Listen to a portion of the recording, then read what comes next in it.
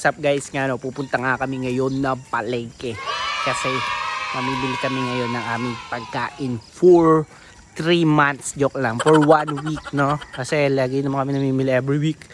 Samahan nyo na lang kami sa aming journey to the center of the palengke. Let's go!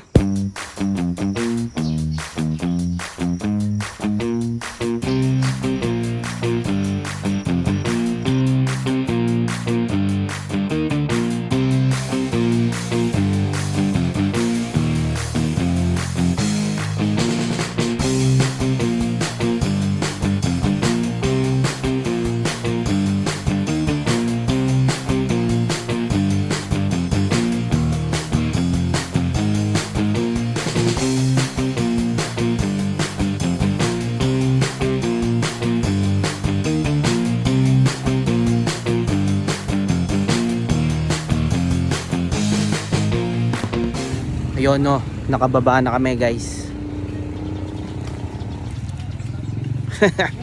Yun no, matagal-tagal na nga rin nung huli ako makasama dito kay Babu pamimili sa palengke. Dahil nga bukod sa mahirap pumarada, minsan talagang inaatake rin ako ng katamaran.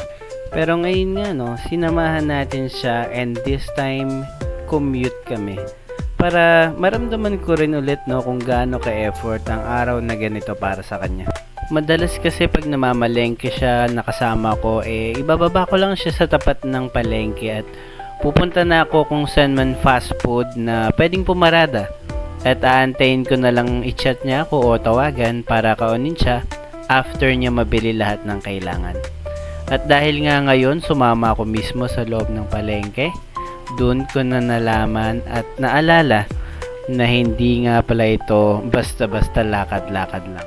Simula sa mga bago at magandang gulay, kung anong tindahan ng may sariwang tilapia at bangus, at kung saan mas mura ang manok, lahat yan alam niya.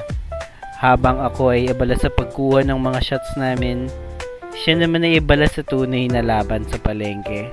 Budget, kalidad, at tamang dami ng kailangan naming bilhin.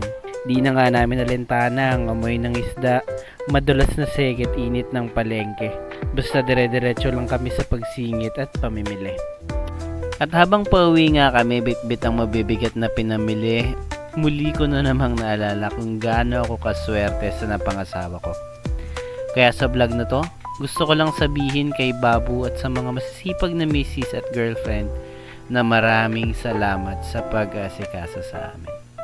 At ito na nga sa hangganan ng aking vlog na to. Sana nagustuhan nyo ang simpleng appreciation ko sa misis ko.